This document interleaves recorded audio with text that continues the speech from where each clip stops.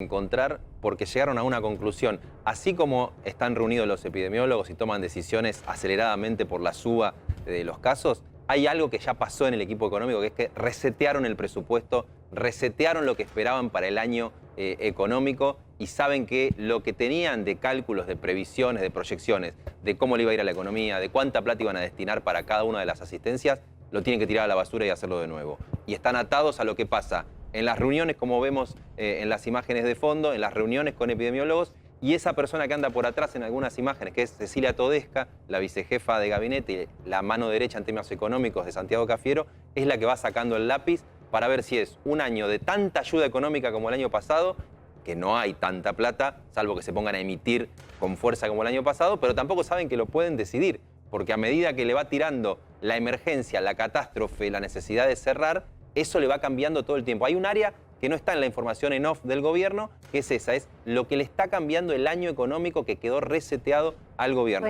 ¿Reseteado? ¿Cuánto había para el presupuesto 2021? Vacunas solamente tenía 150 millones de dólares y era la única partida para pandemia. Vacunas. Acordate la lógica del presupuesto. Vacunamos a la gente, reactivación económica, nos olvidamos de la pandemia y es un año de crecimiento a tasas chinas, 7-8%. Todo eso está en revisión, hay que ver cuánto de eso se cede y cuánta plata le cuesta al Estado. Obviamente que manda la salud y por eso están reseteando todo.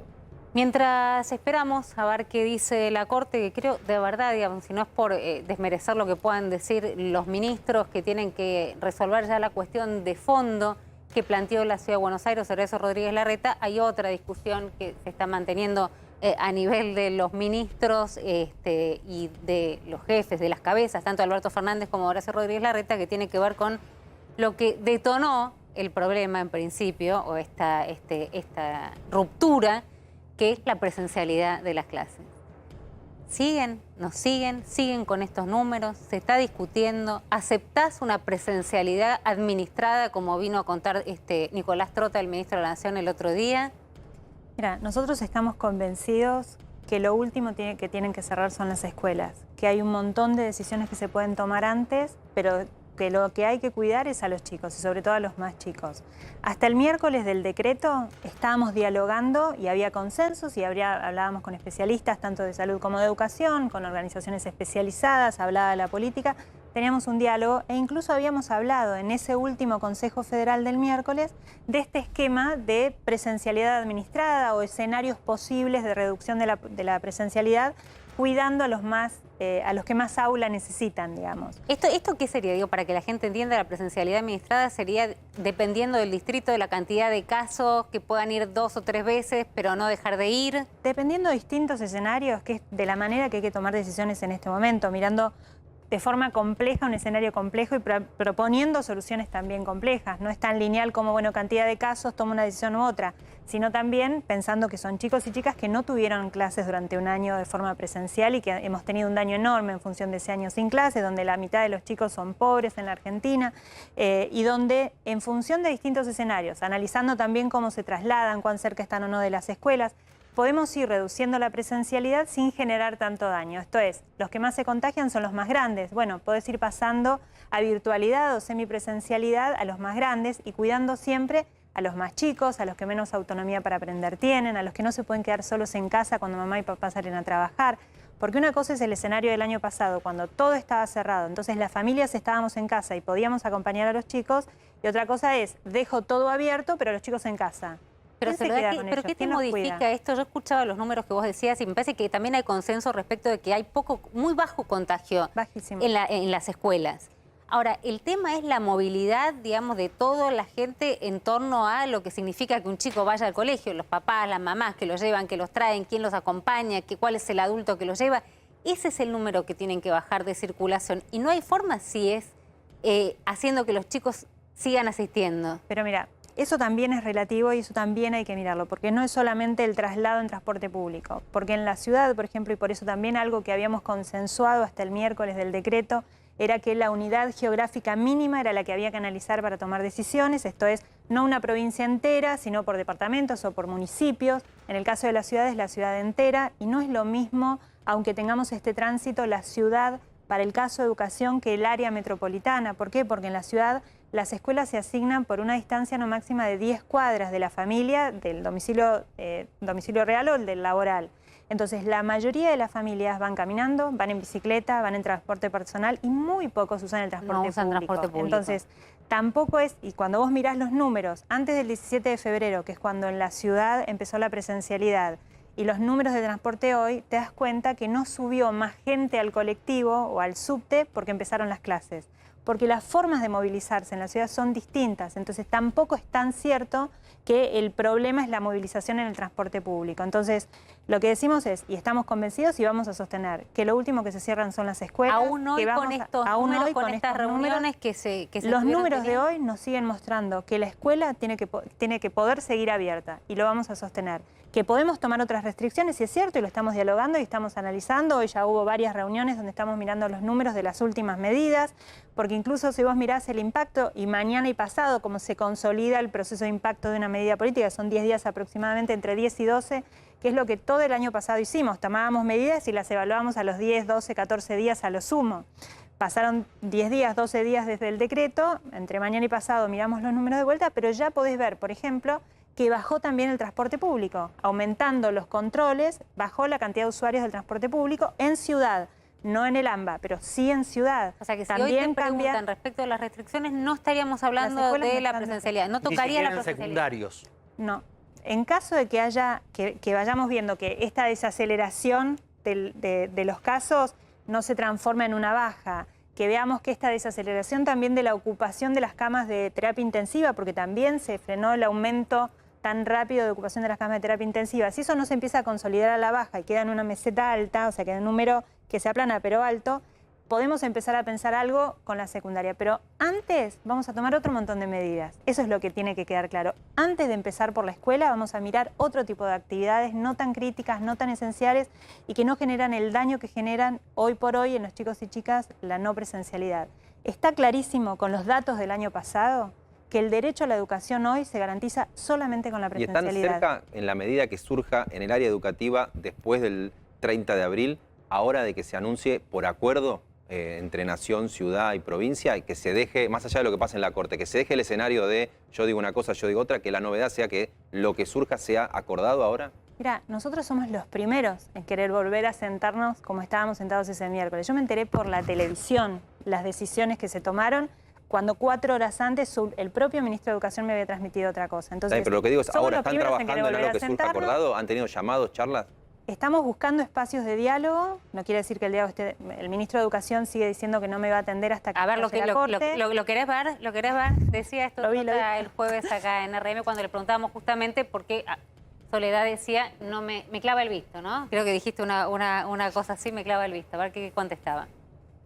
Esta pelea en el AMBA, ¿es cierto que no le atendés el teléfono a Soledad Acuña? Yo lo que le he planteado primero... Pero como la pregunta es sencilla. No, he hablado, por ejemplo, con el secretario de Gobierno. Pero no con ella. No he hablado con la ministra. ¿No querés hablar con la ministra? No, voy a hablar con la ministra. Lo que yo no quiero...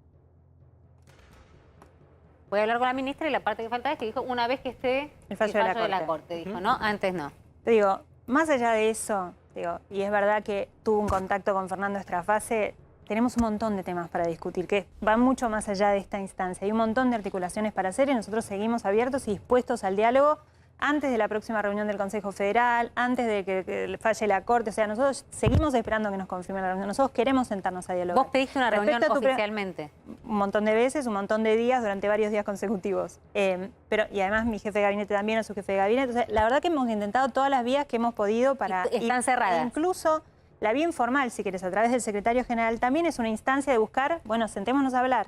Ahora, sentarnos a hablar y dialogar y negociar, si querés, para nosotros tiene como base que tienen que ser decisiones tomadas sobre estadísticas, sobre datos, sobre evidencia, no sobre pareceres. Me parece que algo tan complejo, tan delicado, tan importante como la educación y la salud integral y el bienestar integral de los chicos y chicas no puede negociarse por pareceres o por opiniones. Tenemos que ir con evidencia y hoy la evidencia indica que es necesario y es posible que los chicos estén en la escuela. Pero vos entonces, lo que decís es que nos vamos a sentar a hablar con todos los escenarios posibles sobre la mesa. Pero el gobierno nacional no tiene las estadísticas que hoy maneja el gobierno de la Ciudad de Buenos Aires. No, tiene las mismas, pero hace otra interpretación porque mezcla todo en el AMBA. Y Y nosotros lo que decimos es, en este aspecto en particular, en la educación, a donde van los chicos de la ciudad, donde se trasladan como chicos de la ciudad, hablemos de lo que pasa en la ciudad. Pero, ministra, usted Veamos entiende, en todo caso, para el porcentaje chiquito de chicos de la provincia que vienen a la ciudad, medidas puntuales. Veamos para los docentes que viven en provincia, medidas puntuales. Pero no dejemos ir a la escuela a los chicos. Pero, ministra, usted entiende que está el nivel de distorsión y de locura en el que estamos, en que el gobierno nacional, para criticar la medida de la ciudad, amparada por la justicia porteña, dice que el gobierno de la ciudad no le importan los datos, las evidencias que hay sobre los contagios en la ciudad, sobre el aumento de los contagios, y la ciudad, usted lo acaba de decir, le reprocha al gobierno nacional lo mismo.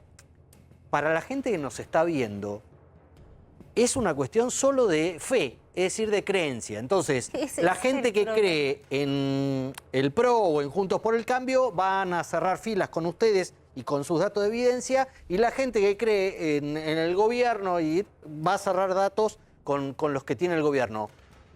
Es una distorsión que no ayuda. Mira, lo sé y lo sufro y me genera como dolor como madre también. Exponer a los chicos y a las familias esta situación. Ahora, nosotros tenemos una convicción, que es que los chicos tienen que estar en la escuela. Yo tengo una convicción basada en datos, basada en análisis, en consensos que no los dice Soledad, no los dice Horacio Rodríguez Larreta. Hasta el miércoles del decreto lo consensuábamos todos los actores que nos sentábamos en la misma mesa. Y con esas evidencias y con esos datos decíamos que lo último que se tiene que cerrar son las escuelas, porque el daño que le generamos a los chicos es mucho más grande, es mucho peor que la exposición al posible contagio dentro de las aulas. Entonces, yo entiendo lo que le genera a las familias, digo, más allá de como políticos que no nos hacemos ningún favor a la clase política. Ninguno. A mí me genera angustia lo que generamos en las familias, en las mamás, en los papás, en los chicos que a la noche se acuestan y no saben si al otro día van a la escuela. Ahora, aún en eso, yo lo que sí también tengo claro, que en la Ciudad de Buenos Aires los chicos están en la escuela. En la Ciudad de Buenos Aires los chicos están aprendiendo en la escuela. Ministra, eso es bastante relativo. Entiendo que la decisión del gobierno... ¿Qué parte relativa, perdóname? Que los chicos están en la escuela. Entiendo que la escuela está abierta. Sí. Después hay un universo de escuelas privadas y un universo de escuelas públicas. Sí. Mi experiencia como padre es que hay muchísimas burbujas donde los padres no están mandando a nadie por miedo. Más allá de que el gobierno diga DNU, la corte, lo que sea. Hay una situación de miedo de las familias que, por más de que yo siempre estuve a favor de la clase presencial, sobre todo la segunda mitad del año pasado, hoy hay un miedo que se nota. O sea, en las burbujas de mis hijos no va nadie. O sea, lo que digo es, ¿hay un registro en la ciudad de que eso pasa como para que el docente le ofrezca una clase virtual? Pero por eso digo, no podemos tomar decisiones de política pública en temas tan delicados sobre lo que nos parece o nos pasa a nosotros. El 75% de las escuelas de la ciudad, sumando públicas y privadas, tienen una oferta que es todos los días, todos los chicos, al menos una jornada simple. Hay un porcentaje que no llegan a hacer esa oferta y hacen semipresencialidad, 3x2 o una semana sí, una semana no. Ahora hay un 75% que tienen todos los días todos los chicos. ¿Y tiene información una separada por público y privado? Por público y privado, y ese es el porcentaje promedio, pero está muy parecido, 70 y pico en los dos niveles.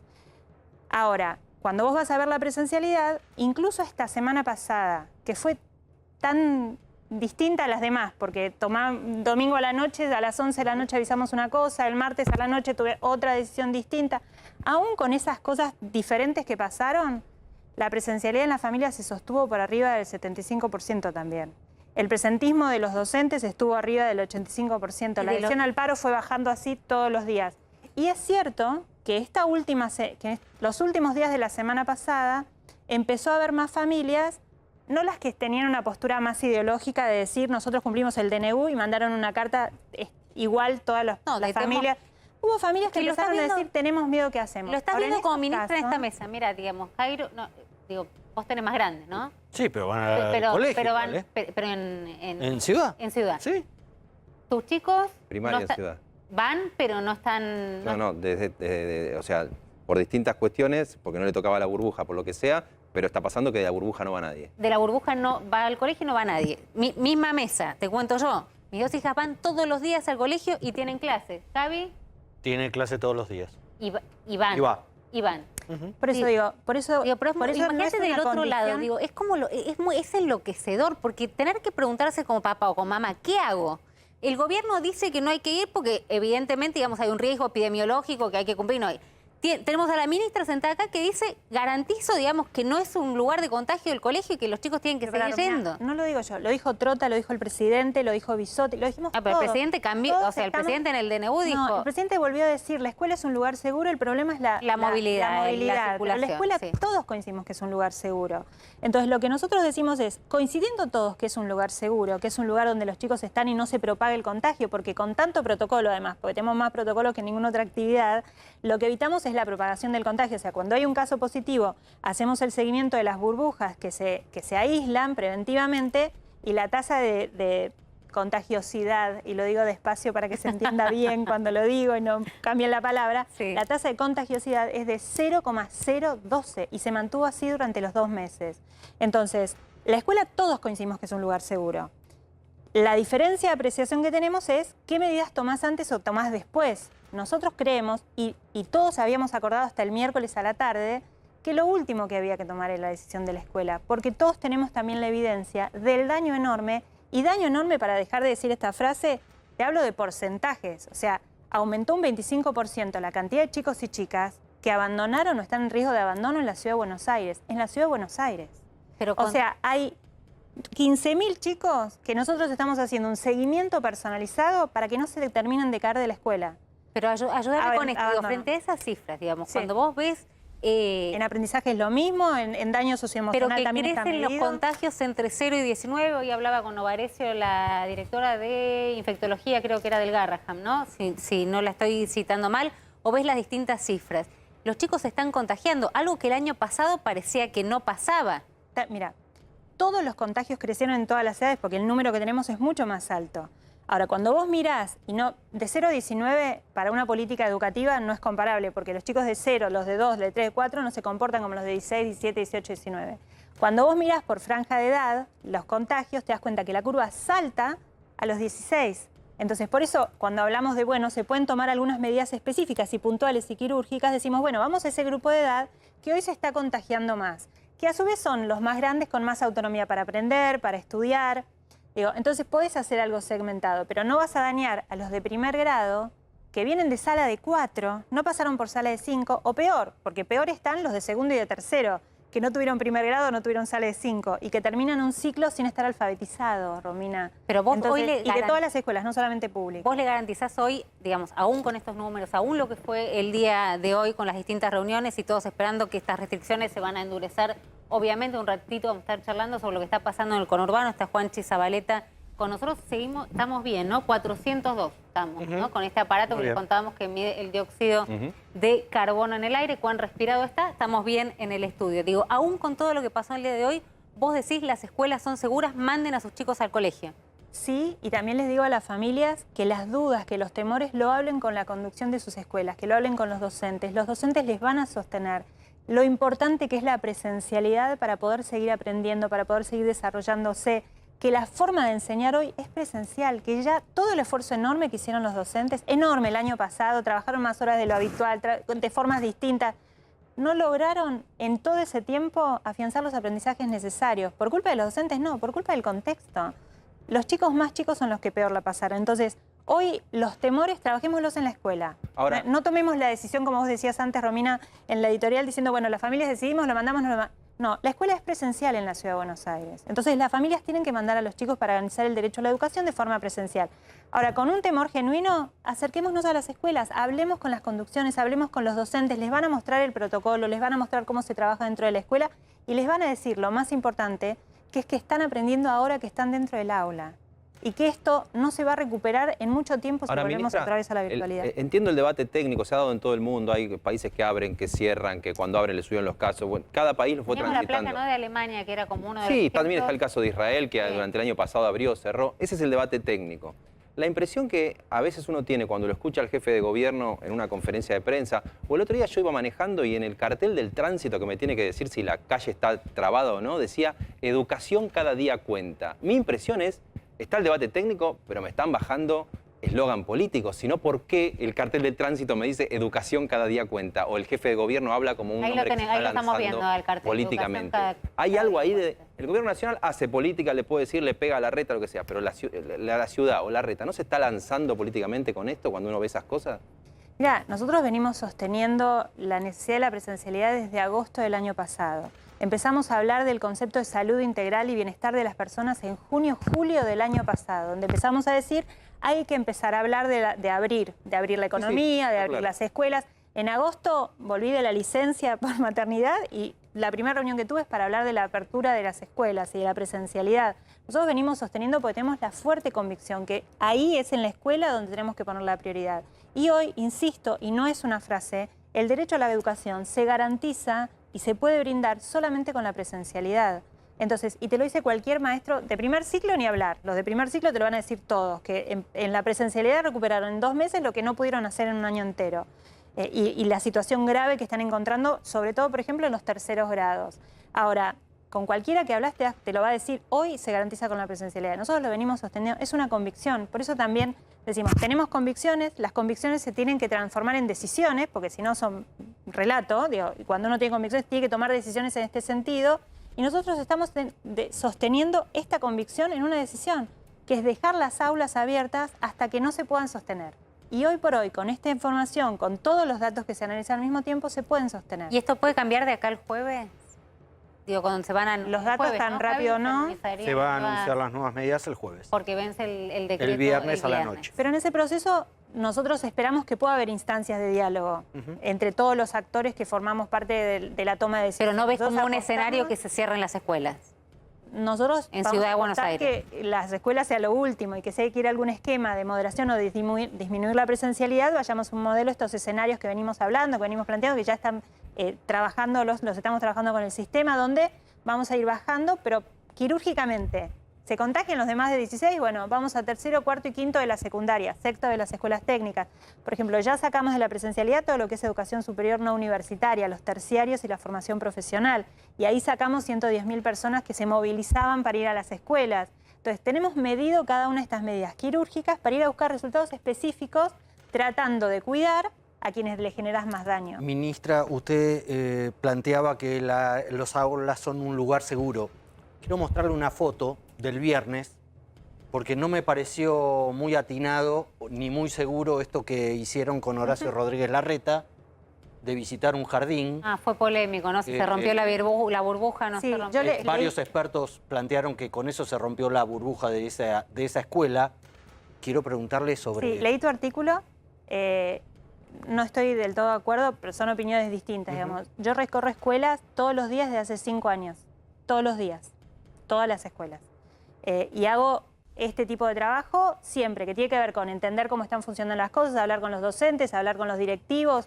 Paso horas reunida con directivos en las escuelas. Digo, ahora con el protocolo es distinto y son otras formas, pero lo seguimos haciendo.